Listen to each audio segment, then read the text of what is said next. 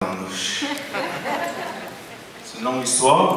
Moi, je viens du lac Saint-Jean, un petit village dans le nord, l'Ascension de notre Seigneur Jésus-Christ. Quand même un nom assez chrétien, c'est rare. Puis en gros, c'est ça, mes parents étaient très. Ma mère jouait de l'orgue dans une église, tout ça. Puis c'est ça, en fait, moi j'ai toujours suivi parce que je devais suivre. Puis à l'âge de 7 ans, mes parents se sont convertis à une église protestante. Puis souvent encore là, moi j'ai suivi. Mes parents pensaient que c'était la grande liberté. Ils pouvaient enfin lire la Bible et tout ça, mais moi, pour moi, j'ai rien vu de changement. J'ai trouvé ça plat. Puis là, ben, c'est ça, c'est venu l'heureux naufrage, c'est vraiment ce désir d'essayer de me comprendre, moi. T'sais. Mais je chantais quand j'étais pas tout seul à être fucké, il y en avait d'autres. Ouais, c'est ça. Fait que c'est ça, ce que je trouve beau là-dedans, c'est que quand on fait des films personnels, ben, souvent, plus c'est personnel, plus c'est universel, d'une certaine manière.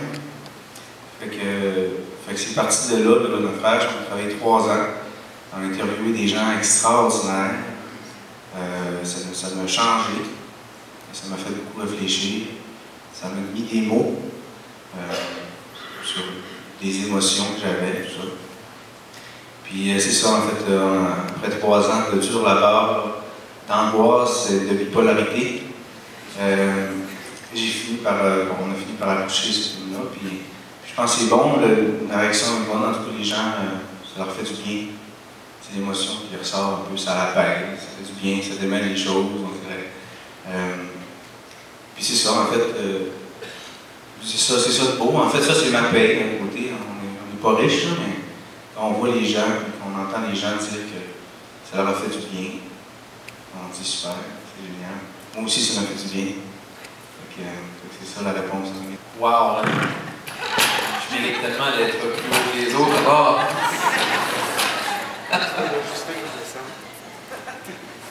Je peux le descendre? Oui, ça. Gentil. C'est parfait, c'est très confortable, merci. À votre extrême droite, vous avez reconnu Françoise Boivin, députée de Gatineau.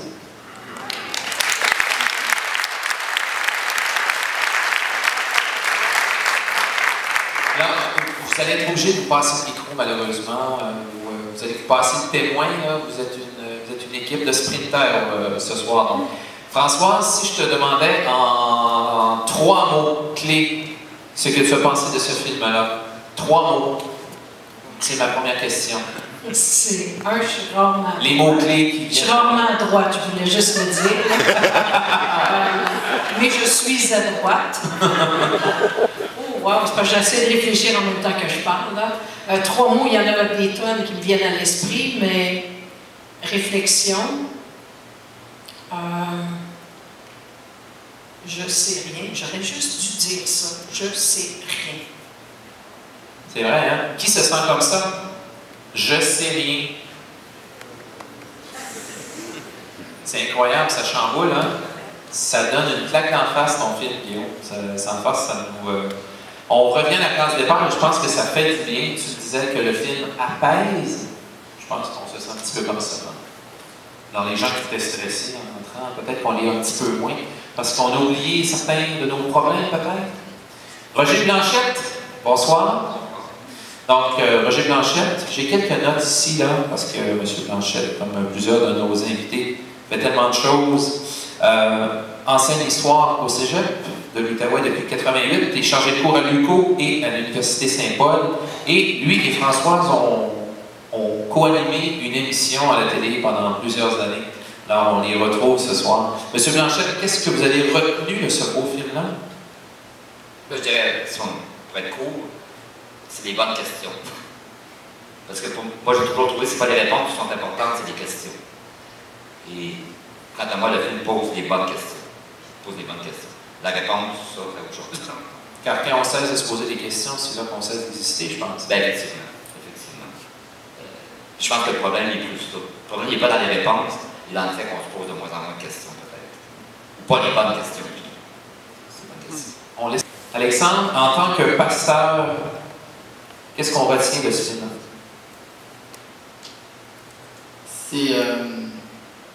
C'est un grand film. C'est un film qui pose des bonnes questions. Je suis d'accord avec Roger. Un film qui était nécessaire dans une société où on n'ose pas parler de ça. On veut garder ces sujets-là dans la sphère privée. Garde ça pour toi, c'est quelque chose de personnel. Mais je pense que c'est un film qui nous donne une occasion de pouvoir en parler maintenant dans une salle comble, presque, ce soir. Puis j'espère que ça va continuer. Il faut qu'on puisse en parler librement comme ça, dans le public. Pierre Miquel, qui est agent de pastoral dans la paroisse de Masson-Angers, et il paraît que c'est le frère que José Lusignan n'a jamais eu. Vous êtes chanceux ou... Monsieur Laliquette, vous participez à plusieurs causeries durant l'année. J'imagine que ce film-là va vous donner envie de causer encore plus. Est-ce qu'il va changer un petit peu la teneur de vos causeries? Définitivement.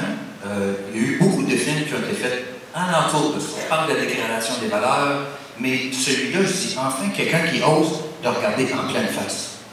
Alors, on peut maintenant prendre ça et le regarder en pleine face, qu'il y a ce vide-là. Et maintenant, on peut tenir ce vide-là. Alors, je trouve ça merveilleux. Ce qui est extraordinaire dans ton film, Guillaume, c'est que tu juges personne. Tes intervenants ne jugent personne non plus. Je crois que personne ne s'est senti jugé parce que José le dit très bien au début, sagement.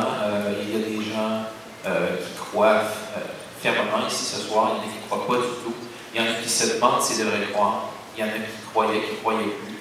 Et on ne se sent pas jugé du tout. Et je pense que c'est cette conclusion-là qu'on peut tirer. Si on pouvait ramener le micro à droite, la droite-gauche à Françoise. Françoise, on n'a pas le choix d'en parler parce que ça a été dans les manchettes ces 2 dernières semaines. Lorsque tu étais sur la colline du Parlement il y a 2 semaines, à quoi tu pensais en premier lieu? Tu sais, quand on parle des vraies valeurs et tout ça, à quoi tu pensais? Ben, en passant, j'apprécie que tu m'avais donné juste 3 mots. Moi, c'est impossible de faire ça dans ma vie. Là. Je le sais. Je veux juste dire que ce que tu penses quand tu vis des moments comme ça, puis c'est assez spécial, parce que pendant que je regardais le documentaire de Guillaume, je repensais un petit peu à plein de choses, en fait. Entre autres, ces événements-là, mais surtout le fait que les valeurs, parce qu'on a senti beaucoup un courant de sympathie entre tous les politiciens, ce que je peux vous dire qu'en 3 ans, je n'ai pas vécu souvent. Mais le lendemain, c'était fantastique. Le jour même, Patrick, je te dirais, tu ne penses pas à grand-chose d'autre que juste assurer que tout le monde est en sécurité, tout le monde passe à travers ça. Ma seule pensée, moi, c'était mon monde, ceux qui travaillent dans mon équipe, qui étaient enfermés pendant 12 heures de temps. Qu'est-ce qui se passe? Puis après ça, il y a un petit peu de vent de panique parce qu'on ne sait pas, puis c'est le manque d'information. Mais le lendemain, moi, ça me remettait en pleine face comment on pourrait faire la politique autrement. Comment, des fois, dans des moments extrêmement difficiles, c'est là qu'on dirait que notre nature humaine se remet ensemble.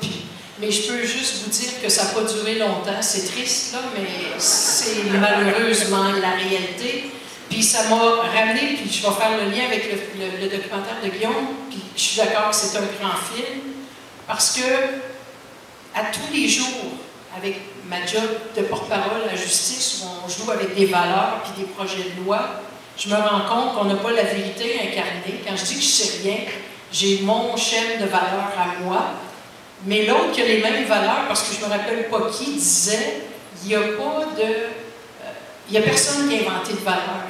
Les valeurs de justice, là, je ne les ai pas inventées. Les valeurs d'amour, je ne les ai pas inventées. Mais toi, tu les vois peut-être d'une façon, puis moi, je les vois d'une autre façon. Puis c'est dans ce courant-là que je me disais, le film me rejoignait parce que je dois accepter que quelqu'un qui se dit de la même valeur que moi, qui prend des valeurs d'amour, de justice et autres, mais pour un conservateur, une valeur de justice et une valeur d'amour ne s'exprime pas de la même façon que moi. Comment tu fais pour circonscrire tout ça? Me dire, je vais revoir ton film, me réfléchir. comme si j'avais rien que ça à faire. Merci. Je peux parler avec des philosophes, je peux discuter, et quand je fais de l'expérience, je le sais. Alors pour moi, la foi, c'est de l'ordre de l'expérience. Ça, c'est le terrain solide. Alors le terrain solide, dans la science, c'est des faits, c'est des arguments, mais quand je sais, je sais. Et toi, Françoise, tu ne sais rien. Qu'est-ce qui se passe à droite? Je vais te dire, j'en sais plus que tu penses. Quand j'étais jeune, j'avais beaucoup d'ambition. Je voulais être première femme, premier ministre. Mais à un moment donné, j'avais même dit du haut de mes 11 ans, je pense, en regardant mes parents, en revenant d'une messe. Et il est-tu assez plate? Lui, il me semble que j'aurais été en avant faire le discours à sa place. Là, ma mère m'a dit, hey, tu peux pas faire ça, probablement les femmes n'ont pas le droit. Et puis, ce qui m'avait horripilé à l'époque de mes 11 ans. Mais j'ai toujours aimé la spiritualité. J'écoutais Stéphane Laporte qui nous disait, il y a ce regain, on sent qu'il y a un peu de tout ça dans ton documentaire, Guillaume, que tu t'interroges là-dessus, mais on sent, puis il y a un des jeunes de Radio Jeunesse, Gabriel, qui me posait la question tantôt, est-ce que les jeunes reviennent à tout ça? Puis moi, je pense qu'avec le genre de vie de fou qu'on mène, le fait qu'on puisse assister à ta messe par Internet, ça m'inquiète en tabarouette. Je vais te dire, si on est rendu paresseux même, là. Mais en même temps, je fais une blague. Je fais une blague parce que je communique beaucoup avec mes gens, moi, par Facebook. Puis on communique, puis on spiritualise ensemble à travers la job qu'on fait.